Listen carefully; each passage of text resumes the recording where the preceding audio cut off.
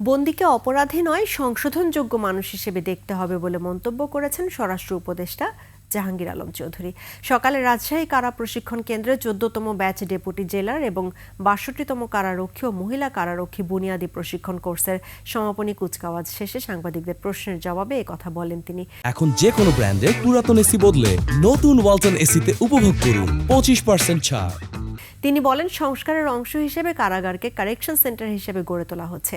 সমাপনী কুচকাওয়াজে 18 জন নবীন ডেপুটি জেলার ও 508 জন কারারক্ষী অংশ নেন।